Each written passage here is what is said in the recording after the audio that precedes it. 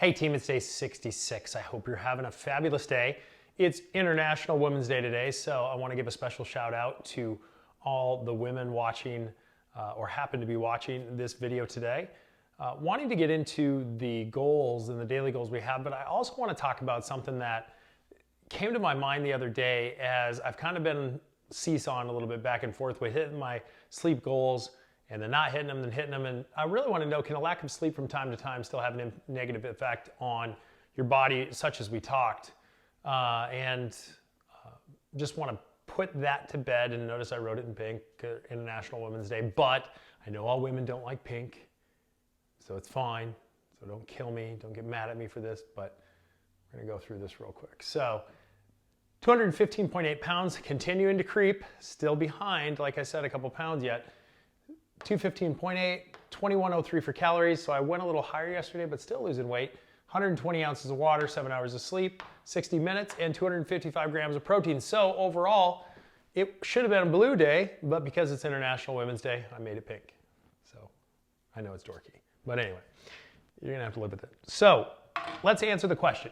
Does a lack of sleep from time to time still have a negative effect? And now, as I was doing my research for this one,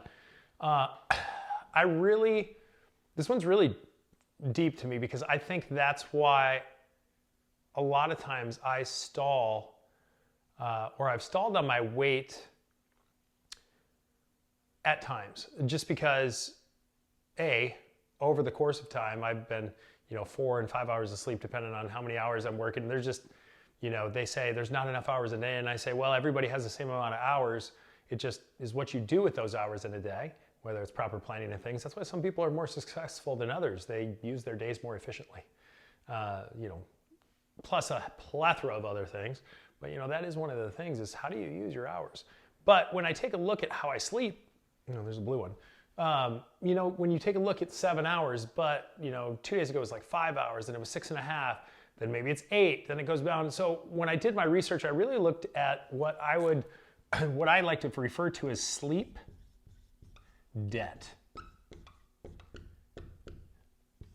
So sleep debt is, you've always heard like you can't catch up with your sleep over time. And that, I've seen some mixed reviews on that, but sleep debt is as far as, let's say over the course of a week on average, like 5 to 7 days, if you're averaging like 6 hours or even 6.5 hours, you have what I would call sleep debt. Now, the main thing that I saw that this deals with a lot is on the amygdala or emotional side. As you get more sleep debt, you get more cranky. It's a little weird. So sleep debt, along with getting your 7 to 8 hours, it's a similar thing, right? Because the more days that you don't get sleep, but it's not like if, because I got 7 hours last night, and that's my goal,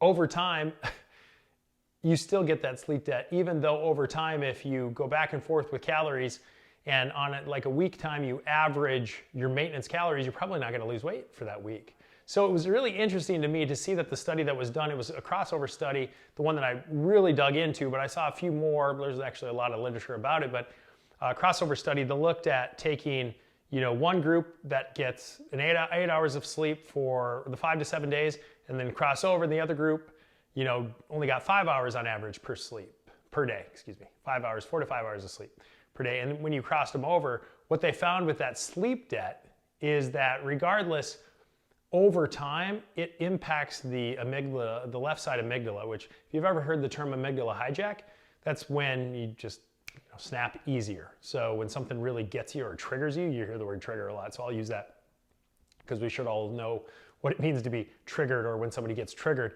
That's essentially what's happening here with sleep debt, is it's confusion. The two biggest things were confusion and the left amygdala, or like the negative emotional response, like snapping is what I would call it, easier when you have sleep debt. So I wonder, because I told you I'd be vulnerable with you, and in the past I've told you that, I have made some mistakes as far as yelling at my kids and, just things that probably haven't handled some situations the best. And over time, I'm not going to make an excuse for it.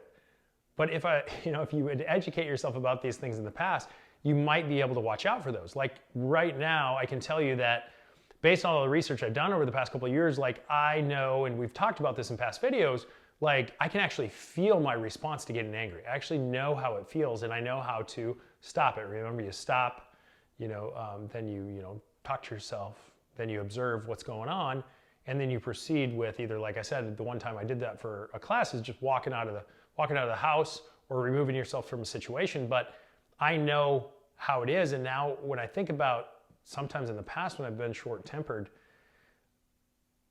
you just wonder, has that just been sleep debt the whole time? Now, obviously, I come from a family where, we are in-your-face type people and a little intense, but it just makes you start to think like, man, this 7 to 8 hours of sleep that I talk about from an overall health and hormone perspective and weight loss perspective is like unimaginably important. Like there's literature and tons of literature out there that says sleep is linked to weight gain and comorbidities that deal with insulin resistance, type 2 diabetes, heart attack, stroke, all the crazy crap. But then you throw it on the flip side, and like even if you're intermittent with kind of a crappy sleep schedule, but you feel like you're getting sleep every once in a while, that sleep debt, over the course of a week or something, could potentially be affecting your mood as well. So we know that the sleep debt, if you're just going straight up all the time with just a chronic lack of sleep, you're going to be cranky, you're going to be confused, you're going to be slurring your speech, crazy things when it gets really bad.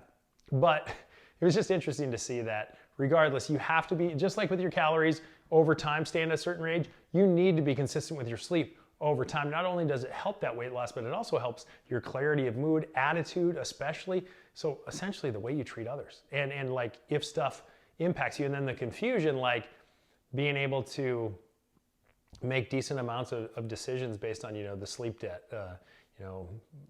A ton of stuff starts to come to my mind. I'd have to do a lot more research to see if any of the things, forgetting the list or all that stuff, does relate to the sleep debt, but I will stop there. So as we take a look at it, sleep debt's mainly, like I said, on the emotional side as it relates to the example that I'm using here, but it also leads to, weight gain, bad health outcomes. And if you take a look at it, just overall, what do I say? Life extension, shorter life, I don't know. We'll just say bad longevity. So yeah, we were talking about that today, but everything else that we've talked about in past lessons about how sleep impacts everything in your life, and the more you get and the more you can be in a range, the better you're off, which, you know what? I'm going to stop there and say, get your sleep tonight and get into a good sleep schedule. Use sleep alarms. On your phone, you can set a time from where you actually go to bed. The most important alarm of your sleep is when you go to bed, because if you get in the habit of going to bed, normally you'll get a decent amount of sleep in there if you do the sleep schedule for when you go to bed, and your body will start to wake itself up naturally without the alarm. But the bedtime alarm is probably just as important, actually more important in my opinion, than the alarm to wake up. Because if you're having to use an alarm for wake up, chances are you're not getting as much sleep as you need anyway. That's the end. I'm stopping there. Thank you so much for your support. I hope this, made a little sense. And for those of you that are following me, keep going. You got 33, 34 days left. Here we go. Keep pushing hard. Push to that last minute. You actually don't have to push at all. Just keep following the stuff.